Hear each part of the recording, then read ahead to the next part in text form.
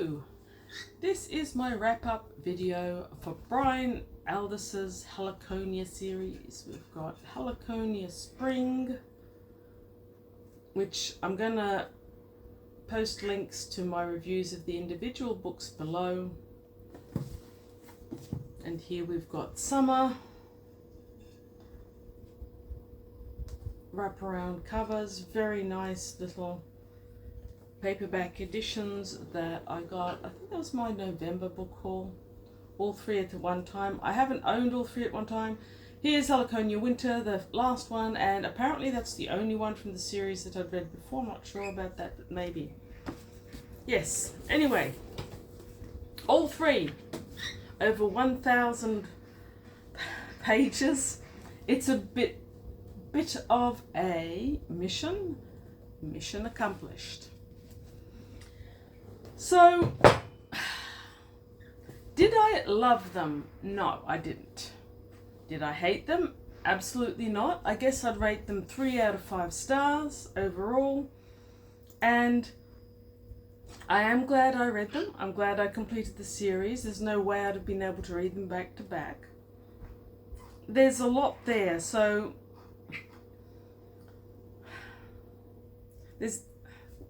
I won't mention the covers. I think I've talked about the covers and the individuals and the individual reviews. And I'm probably not going to go too heavily into the individual plots, but I will mention Aldiss. So Brian Aldiss has been heralded or described as one of the greats of the new wave sci-fi. I assume that's British new wave. He was a British author. He was very, very well known, accomplished, wrote a lot of books. He's often mentioned alongside Harry Harrison and Roger Zelazny, two of my very favourite authors. And I've read Aldiss books before and I enjoyed them. I don't believe that the Helliconias ever won any awards or got nominated even. They didn't seem to have the same notoriety, and I really do think that's fair. Because in lots of small ways these books aren't great, and while there's a lot of greatness about them and about the series, on an individual basis, I honestly, based on things I've read before, I feel that these books were too large and too ambitious for Aldiss to really plan, plot and carry through with them. So each of these 3 books has a perspective of a different country. And by the way, am I the only person who wonders what happens to autumn? Because Helliconia Spring definitely starts at the end of winter as it enters into spring. Summer is summer. And then we've got Helliconia Winter, which is far more autumn. So I don't know, did he plan to have a winter and just went for autumn instead and call it winter? Don't know. So at the 3/4 mark, we were still basically in the cooling phase. And even right at the end, we see the smaller sun sink below the horizon for the last time in over 2,000 years. So that's arguably the start of winter, but we don't really see the society going into winter. Okay, another thing about Helliconia Winter, of my 3 editions, this is the first one that included a map. Each one of these books occurs kind of on a different continent. So winter occurs mostly in Sibonal, which is at the top, which would be the North Pole.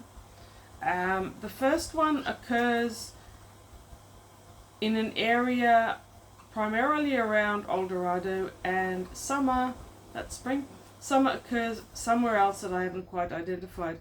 Now, I don't know why spring and summer don't have maps. I've just double checked to make sure that I'm not wrong and my editions don't have them. They don't. A few points about those maps. I think I like the fact that Aldiss is trying to tell it from a different point of view all the time, but in terms of describing where we were and where other continents were, I don't think he did a good job. Now, these days, maps and images in books are everywhere. It's like your average young adult author seems to draw the map before they've even got the main characters or the overall plot. There's cartography everywhere, but I don't think it was quite as common around about the time the Helliconias were coming out, which is the 80s, early 80s, I think the first one came out. So maybe that's why spring and summer don't have a map. I think Aldiss visualized these countries, maybe he had his own map, but his descriptions were very random, and I could not at all in spring or summer figure out where we were going, and even when the map appeared in winter, it didn't actually clarify things as much as I might have hoped. So when at one point you're reading about Sibornal having this area that extends toward the tropics into the grain bowl area, and I can't find that on the map. The country that one of the characters in winter, that's something or other Dal, the main woman-ish that appears. The country that she's meant to have come from, I can't find at all. It's meant to be a combination of El Dorado, which is on the map, and somewhere else. I don't know. However, moving aside from the maps, the geography, if you ignore the cartography, the geography is really actually good, and it's plotted, and the background to it is there strong enough that Aldiss can actually do a lot with the Helliconia geography. So he's got the mass, which is slightly larger than an Earth mass in size, so that gives it a bigger axial tilt. And that means that you've got the small seasons, which are harsher, but still having the huge polar ice caps. Spring and summer mostly take place on the main continent. So, yeah. The southern continent I don't think is even mentioned, but it's on the map. Anyway, maps aside. So, the overall story... Yeah, okay, I'll mention something about the overall story. But first, okay, it's difficult to describe as a trilogy. I've always wanted to. You've got the individual groups of characters in each one. So, in spring we start off with Yuli. Yuli is a character who starts off in the northern snow-filled areas, and he slowly moves slightly south. And that is the genesis of spring. Yuli's story actually takes up about a quarter of the first book, and it's really good. It sets up the planet and a lot that we know about it, such as the other species that inhabit it and so forth. And the Yuli story at the beginning of spring is meant to take place a fair bit before the actual end of Great Winter, as it's coming into spring. And then we see his descendants a few generations down the line in El Dorado, a city he founded, which are going through the actual spring, which is an awful lot of turmoil. And I think the thing you need to realize about the Helliconia trilogy is that really the main character and the main event is the planet and what happens to it and its seasons. And individuals within it are very much secondary, I think, to that. The characters were, quite frankly, abominable from start to finish. I don't understand. I've seen a couple of people say they found it easy to empathize with the characters. I don't know how. I got nothing from them. I like the basis that Aldiss developed for the different societies. So if you look at Sibornal, which is in winter, the last one, at the top, you've got lashings of Russian type society and physiology.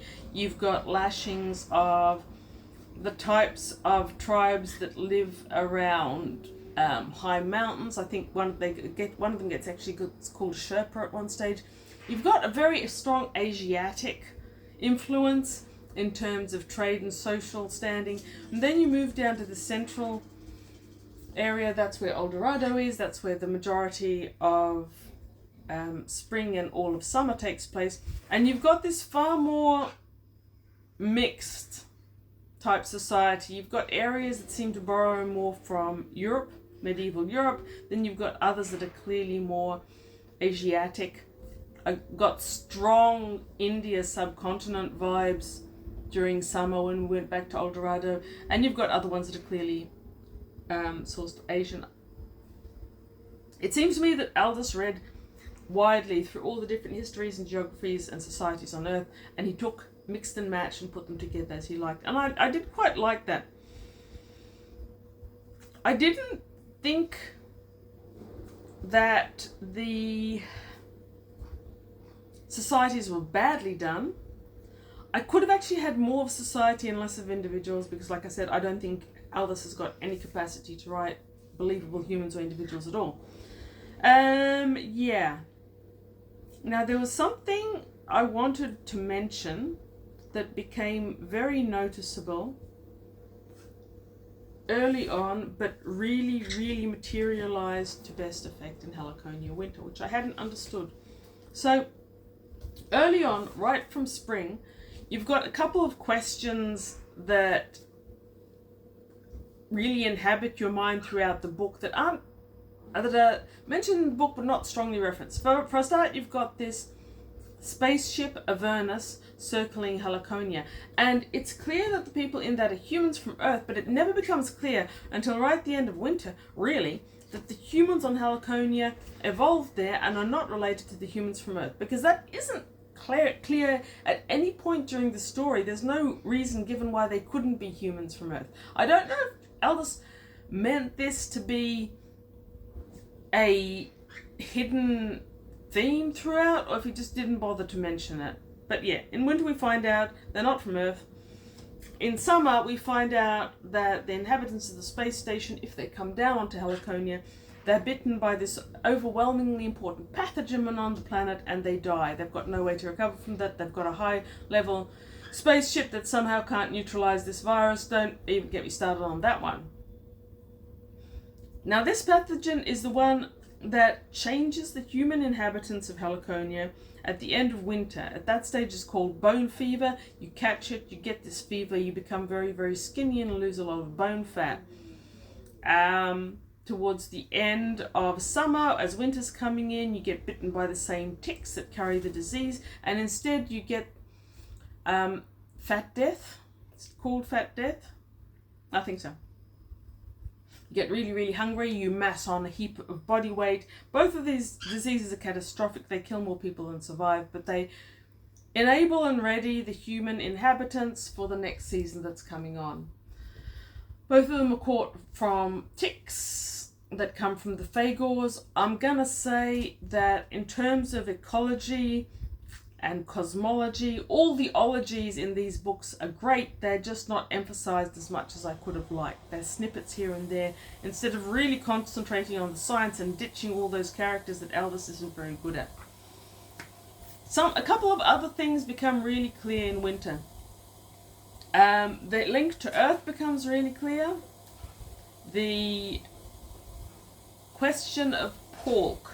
Okay, so right from the start, from spring, you had this mystifying, unlikely spirit communion that I personally never got the point of.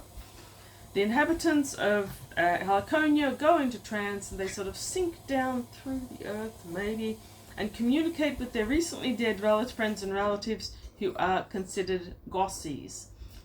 This part is described very elaborately and very in detail, and I never saw the point of it, because while we have characters doing this all the time, it doesn't advance the story. It doesn't give them any knowledge that they don't already have.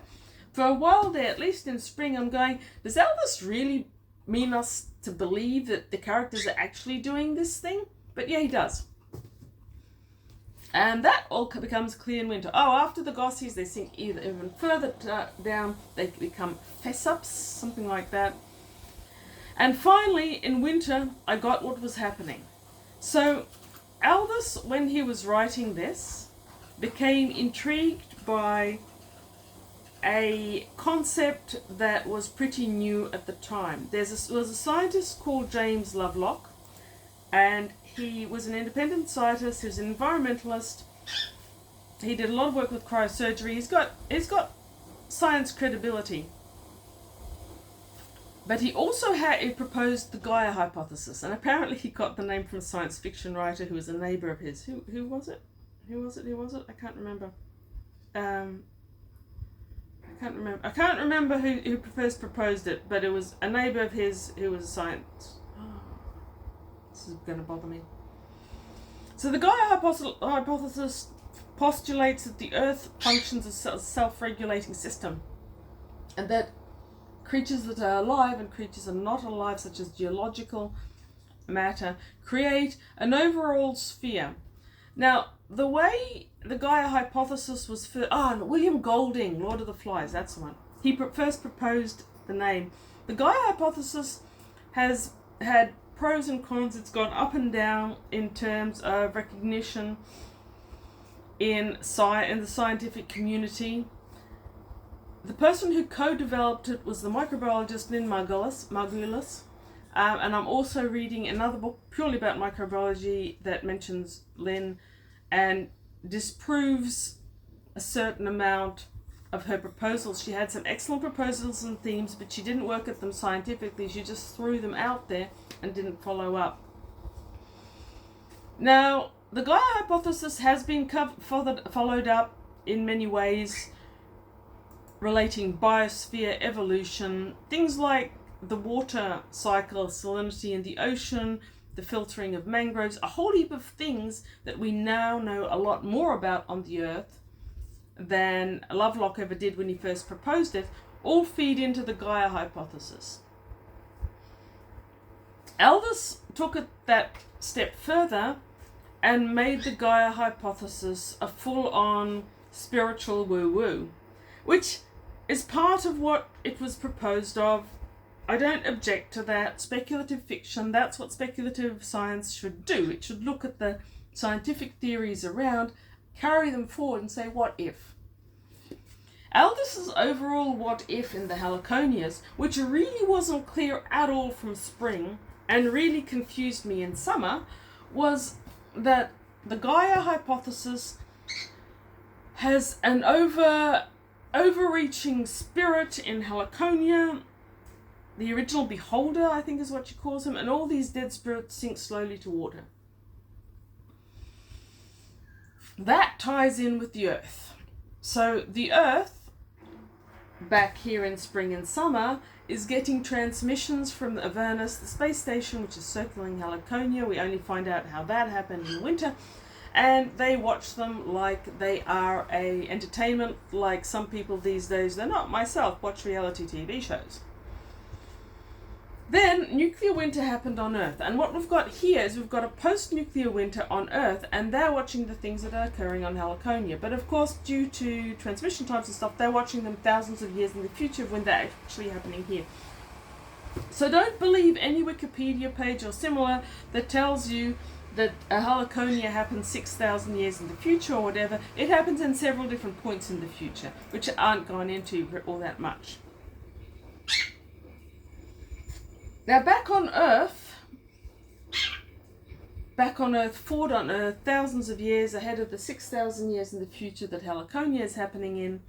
They've also gone through their nuclear winter. They were apparently watching the Helliconia spring as they were emerging from nuclear winter. Don't know how all that works out.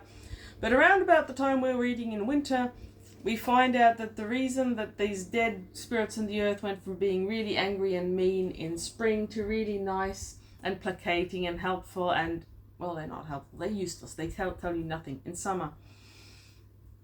Earth is watching all of this. Earth has emerged from the nuclear holocaust as a more empathetic, more feeling society that looks down on us material people who have, like, possessions. And they decided to all meditate together or something to reassure the angry spirits on Helliconia, and that's why the spirits in Helliconia went from mean, angry, and abusing their living relatives to being sweet, kind, and really nice, even if they weren't not that way in lifetime. Winter actually has a fair bit of what's happening back on Earth, and we've evolved some sort of geological polyhedron as the next step in life. Don't know what you were doing there, Aldiss, but not a fan. And these next generation humans that are meant to be on Earth, they come across as 60s hippies who spend all their time thinking and talking about things. I wasn't a fan. 80s was starting to be new agey. You had the whole age of Aquarius back in the 60s and 70s. 80s and 90s was starting to be new agey. I guess that's why. This admiration for the hippie bohemian lifestyle.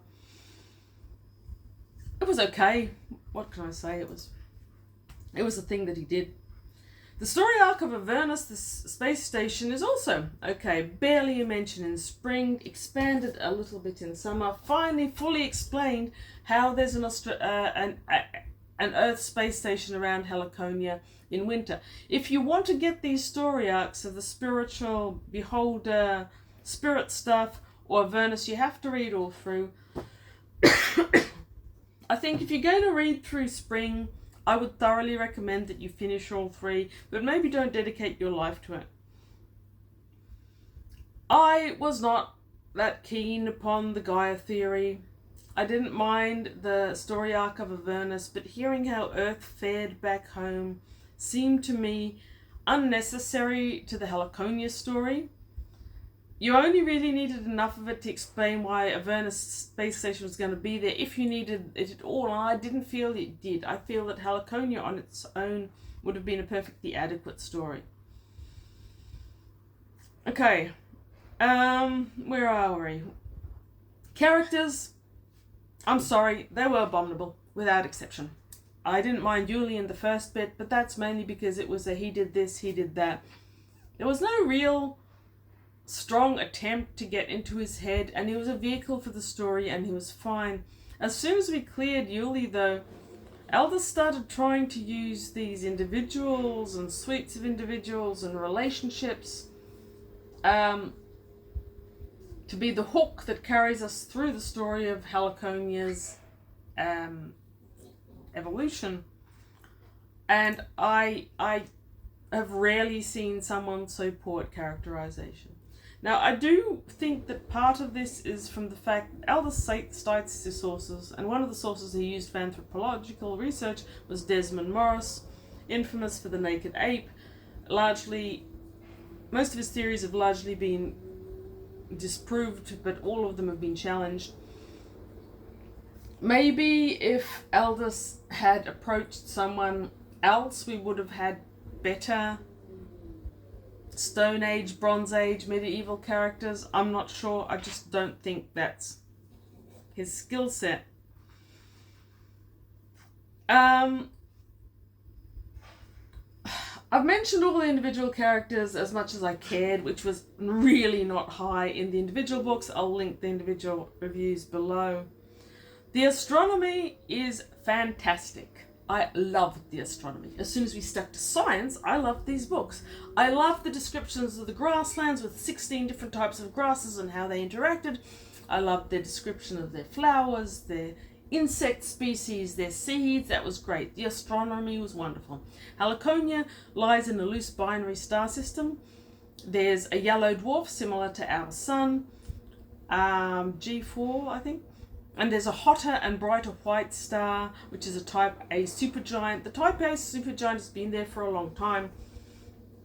And at some point, however many thousands of years ago, it trapped the yellow dwarf, our sun, they call it Battlex there, into its orbit. So we've got this binary system with two orbits. And Helliconia rotates around its primary star, that's the yellow dwarf, that's Battlex. But Battlex itself is revolving in a system with its planets around the second star, that's the white giant. These two orbits are well described, and Aldiss really shines with understanding and describing to the reader what's happening. With this binary system, however, I do have one problem. He keeps talking about the Phagors, which are a non-human species. They can't have evolved from the same line at all because they have yellow blood instead of red blood, so presumably they have a non-iron-based oxygen system. I would have liked to hear more about that. I didn't, whatever. They remember a time before the humans evolved. That means that you have at least several evolutionary strands on this world, and I didn't get to hear about them enough. You've got these necrogenes, you've got mammals who reproduce by having their larvae burrow out and explode from them. Great concept, but how do those mammals live side by side with others that are quite clear mammalian in the same sense that we are and the humans on Helliconia? This difference between the blood system and the phagors and the humans, incidentally, was why I originally thought that the humans on Helliconia must have been imported from Earth, because it doesn't make sense to have that many different transport systems, so that to have blood have evolved that many times in a single system. But speculative fiction, I can live with it as long as it's been explained, at least a tiny bit. So throughout the trilogy, we've got all these wild ecologies, imagined plants, imagined animals, their adaptations to the climate. Many of them are extremely memorable. You've got Wutra's worm, for example. The lifespan matches the great year. It emerges as a dragon when the young worms burst out of these trees into the air. That happens in spring. It's pretty awesome. And then you've got these mature worms living in the air until they mate, and then I think they become something in the ocean. You've got all these wild scenes. Now, there's more than one intelligent species on Earth. Don't listen to Wikipedia, which says there's two. There's the humans, there's the phagors, which are pretty much this animal on the cover. They're described as having two horns, these shaggy pelts. They live in the north and they're adapted to the cold, but not to the humans. They're at odds with the humans, many of whom dislike them. There's wars between them, they kill each other, etc., etc. Whatever. Having evolved during the Helliconia's early cold periods, phagors are very different from humans in many ways.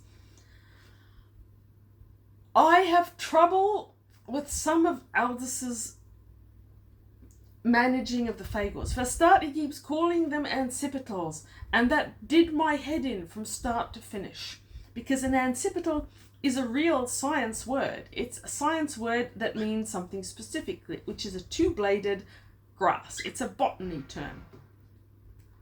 I am personally upset at having it referring to mammals, and I don't know what in this flight of fantasy he's trying to do with it. He does. He has these wild flights of fantasy with the English language. And then, this one's good too. In winter, on page 304, he throws a new one to bat. Eotemporal.